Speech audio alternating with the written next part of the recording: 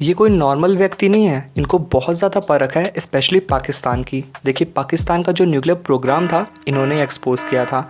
ये 14 या 17 महीनों तक भिखारी बनकर रहे थे इस्लामाबाद में और वेट कर रहे थे कि किसी तरीके से पाकिस्तान का जो न्यूक्लियर प्रोग्राम है उससे रिलेटेड कोई क्लू मिल जाए। एक बार इनको हिंट हुआ कि यार कुछ तो है कि पाकिस्तान न्यूक्लियर प्रोग्राम पे काम कर रहा है, लेकिन वो बात पता नहीं चल पा रही थी। एक बार इनको अंदेशा हुआ जहाँ पे कि भाई यहाँ पे न्यूक्लियर प्रोग्राम का काम चल रहा है, ये वहीं उस फैकल्टी के बाहर भिखारी बनकर बैठ गए। फिर वहाँ से जो साइंटिस्ट निकलते थे ये उन्हें फॉलो करते थे। 14 या 17 महीनों बाद इन्होंने उन साइंटिस्ट का पूरा पैटर्न जान लिया कि वो कहाँ जाते हैं, किससे मिलते हैं, क्या करते हैं। फिर एक बार क्या हुआ कि ये उस सैलून में गए जहाँ पे वो साइंटिस्ट बाल कटवाते थे। जो साइंटिस्ट ने बाल कटवाए थे उस बाल को उन्होंने सैलून वाले से कलेक्ट किया और उस बाल को उन्होंने टेस्टिंग के लिए इंडिया भेज दिया। जब इंडिया में उन बालों के ऊपर टेस्टिंग हुई तो पता चला कि हाँ भाई पाकिस्तान न्यूक्लियर प्रोग्राम पे काम कर रहा है। तो इससे आप समझ सकते हैं कि कितने ज़्यादा ये शार्प थे। ये 1968 बैच के एक आईपीएस ऑफिसर हैं। इन्होंने इंटेलिजेंस ब्यूरो 1972 में ज्वाइन किया था। देखिए हम बात कर रहे हैं अजीत दोवल जी की, जिनको तीसरी बार एनएसए नेशनल सिक्योरिटी एडवाइज़र बनाया जा रहा है। तो चलिए सबसे पहले हम जानते हैं कि एनएसए क्या होता है, फिर उसके बाद हम जानेंगे अजीत दोवल के बारे में। देखिए एनएसए के इस पोजीशन की शुरुआत अटल बिहारी वाजपेयी जी ने की थी। एनएसए प्रधानमंत्री को जितने भी सिक्योरिटी के मुद्दे होते हैं पड़ोसियों के या इंटरनेशनल लेवल के, उसके ऊपर एडवाइस देते हैं। चलिए अब बात करते हैं अजीत डोवल के बारे में। देखिए साल था 1945, तारीख 20 जनवरी। उत्तराखंड के पौड़ी गढ़वाल में अजीत डोवल का जन्म एक फौजी परिवार में हुआ। उनके पिता major GL Doval Indian army के एक ऑफिसर थे। अजीत डोवल की शुरुआती पढ़ाई भी एक आर्मी स्कूल से हुई थी। अपनी कॉलेज की पढ़ाई इन्होंने अजमेर मिलिट्री स्कूल से करी। 22 की उम्र में इन्होंने यूनिवर्सिटी ऑफ आगरा से इकोनॉमिक्स में मास्टर्स की डिग्री हासिल करी। मास्टर्स खत्म करते ही इन्होंने यूपीएससी का एग्ज़ाम दिया और पहले अटेम्प्ट में उसे क्वालिफाई कर इंडियन पुलिस सर्विस आईपीएस को ज्वाइन कर लिया। 1968 में उनकी पहली पोस्टिंग केरला काडर में एसपी के तौर पर हुई। उनकी पोस्टिंग के कुछ समय बाद ही केरला में बेहद अनफॉर्चुनेट घटना हुई। बात है 28 दिसंबर 1971 की। केरला के थालासिरी गांव में हिंदू और मुस्लिम कम्युनिटीज़ के बीच कुछ अफवाहों को लेकर कम्युनल टेंशन्स बढ़ने लगी।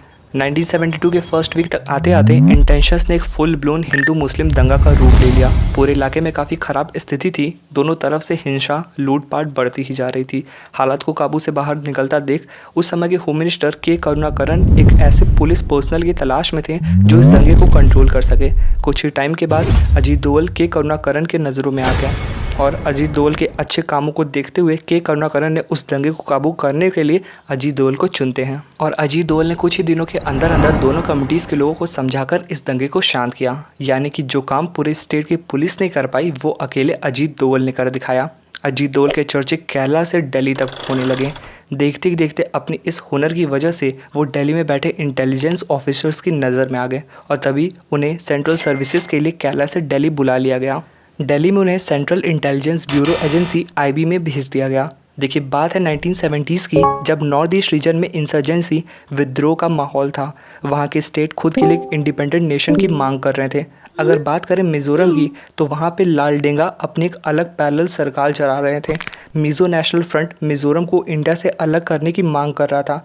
दिल्ली में बैठी गवर्नमेंट के लिए ये सिचुएशन काफ़ी बड़ी थी। ऐसे में आईबी ने डिसाइड किया कि उनका कोई एक ऑफिसर मिज़ोरम जाकर इस विद्रोह को शांत करेगा। अब सवाल ये था कि जाएगा कौन। जी हाँ, आप बिल्कुल सही सोच रहे हैं, वो हैं अजीत डोवल। जब उनको मिज़ोरम के इस कंडीशन के बारे में पता चला तो उन्होंने खुद आगे आकर वहाँ जाने की बात करी। और फिर क्या था, अजीत डोवल वहाँ गए और उन्होंने वहाँ के माहौल को शांत किया। जब लाल डेंगा को ये पता चला कि उनकी असल पावर तो उनके हाथों से जा चुकी है, तब उन्होंने भारत सरकार के आगे घुटने टेक दिए। कुछ समय बाद लाल डेंगा और भारत सरकार के बीच पीस अकॉर्ड कराए गए।